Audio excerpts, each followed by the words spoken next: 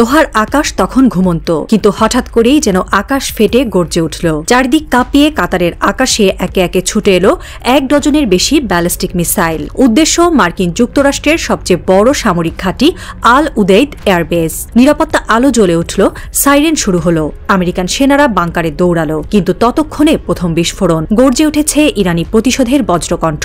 এই কোনো সাধারণ হামলা নয়, এটি ছিল অপারেশন বাশারাত আল ফাতাহ, পরিকল্পিত, অনুমোদিত এবং সরাসরি ইরানের সুপ্রিম ন্যাশনাল সিকিউরিটি কাউন্সিল দ্বারা পরিচালিত প্রতিশোধ। নেতৃত্বে ছিল খাতাম আল আম্বিয়া সেন্ট্রাল কমান্ড, যার হাতেই এখন পারস্যের অস্ত্রভাণ্ডারের নিয়ন্ত্রণ।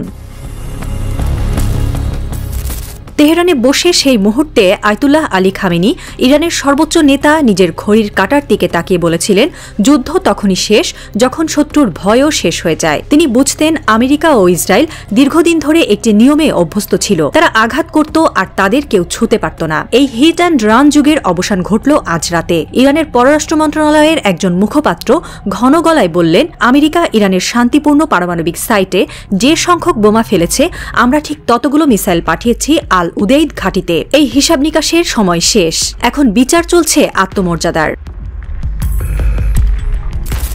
আল উদেইদ ঘাঁটিতে ক্ষতি কতটা হয়েছে, রাডার ধ্বংস, জ্বালানির ট্যাঙ্ক উড়ে গেছে, রানওয়ে ক্ষতিগ্রস্ত, এই বিশ্লেষণ চলছে। কিন্তু কূটনৈতিক মহলে যে প্রশ্নটি আরো জোরালো, তা হলো কে সাহস করল। দ্বিতীয় বিশ্বযুদ্ধের পর থেকে কেউ কি কখনো সরাসরি আমেরিকার সবচেয়ে বড় ঘাঁটিতে এমন ব্যালিস্টিক মিসাইল হানার সাহস দেখিয়েছে?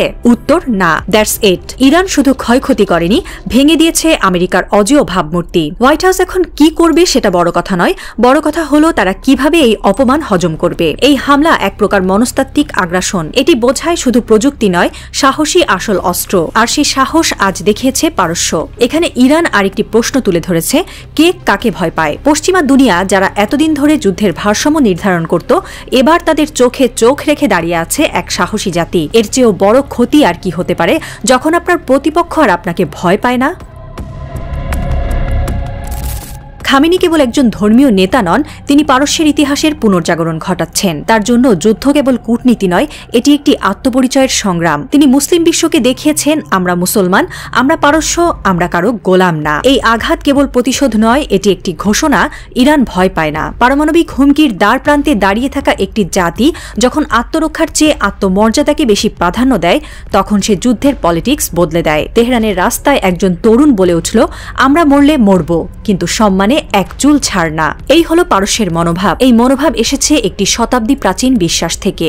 ভালোর জন্য মরতে হলে জাগতে হয় আগুন দিয়ে। অস্ত্রের দম্ভে নয়, আত্মত্যাগের গৌরবে যে জাতি দাঁড়ায়, তাদের কেউ দাবিয়ে রাখতে পারে না। এই জাতাভিমান এখন পরিণত হয়েছে জাতীয় নীতি, আন্তর্জাতিক বার্তা এবং নতুন প্রজন্মের চেতনায়। একসময় যারা পাশ্চাত্যের কাছে সহযোগিতা ভিক্ষা করত, আজ তারা বলছে, আমরা মাথা উঁচু করে মরব, মাথা নিচু করে বাঁচব না। খামেনি সেই গৌরব ফিরিয়ে এনেছেন, একটি জাতিকে আত্মবিশ্বাসে সজ্জিত করে তুলেছেন। ইরানের এই মনোভাব মধ্যপ্রাচ্য জুড়ে আলোড়ন তুলেছে। পাকিস্তান, লেবানন, ইরাক, যেখানে মুসলিম জনগণ যুগ যুগ ধরে নিপীড়নের মুখে মুখ বুজে থেকেছে, সেখানে ইরানের আঘাত যেন এক মুক্তির চিৎকার। অস্ত্র নয়, মনোভাবই যুদ্ধের প্রথম শর্ত।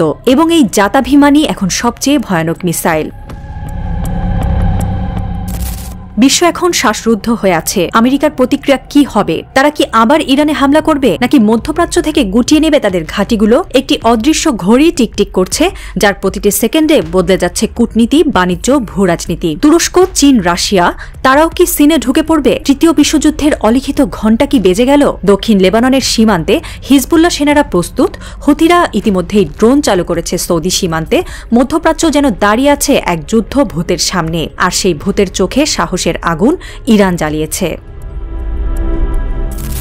হামলার আগে ইরানের সর্বোচ্চ নেতা আয়াতুল্লাহ খামেনি জাতির উদ্দেশ্যে বার্তা রেখেছেন। তার কণ্ঠে ছিল অদ্ভুত এক দৃঢ়তা। তার বক্তব্যের সারাংশ, আমরা মরে যাব কিন্তু মাথা নোয়াবো না। যারা ইতিহাস পড়েছে তারা জানে, পারস্য কখনো দাসত্ব মেনে নেয়নি, আমরাও নেব না। মধ্যপ্রাচ্য আমাদের ঘর, যদি আগুন লাগে আমরা ছাই হয়ে যাব, কিন্তু সেই আগুন আমাদের থেকে আসবে না, সেটা স্পষ্ট থাকুক। তিনি বললেন, এই হামলা কেবল শুরু। যেসব ঘাঁটি থেকে আমাদের রক্ত ঝরানো হয়েছে, সেসব ঘাঁটি এখন লক্ষ্যবস্তু। যুদ্ধে না নামার বিকল্প আর নেই। আমরা পারমাণবিক অস্ত্র তৈরি করিনি, কিন্তু আমাদের সাহসী এখন সবচেয়ে বড় বোমা। এই শানে নুজুল কেবল বার্তা নয়, এটি একটি বিপ্লবের নকশা। ইতিহাসের পাতা যারা লেখে তারা জানে একটি বাক্য, একটি সিদ্ধান্ত কিভাবে একটি জাতিকে জাগিয়ে তুলতে পারে। খামেনি সেই সিদ্ধান্ত নিয়েছেন এবং ঘোষণা দিয়েছেন এই যুদ্ধে আর পিছু হটার জায়গা নেই।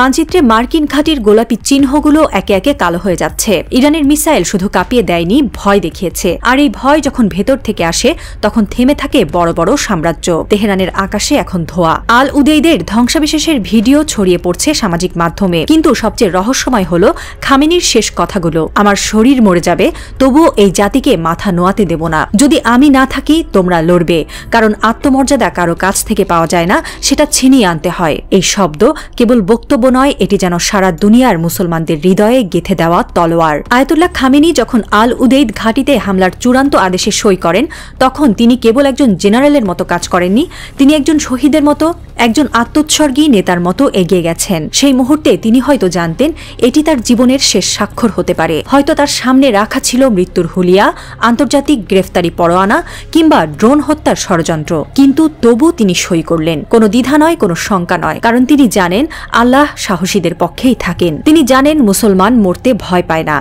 যারা আল্লাহর পক্ষে থাকেন তারা জানে মৃত্যু মানেই পরাজয় নয়, বরং আত্মত্যাগী বিজয়ের শুরু। এই একজন মানুষ এখন আর কেবল ইরানের নেতা নন, তিনি হয়ে উঠছেন সারা বিশ্বের মুসলিম উম্মার প্রতীক। একজন বিশ্বাসী, একজন অটল মুজাহিদ, একজন সাহসী পিতার মতো তিনি বলছেন, আমি থাকি বা না থাকি তোমরা লড়বে। হ্যাঁ মুসলিম উম্মাহ, তোমরা মাথা নিচু করো না। লা ইলাহা ইল্লাল্লাহ, আল্লাহ ছাড়া আর কোনো ইলাহ নেই।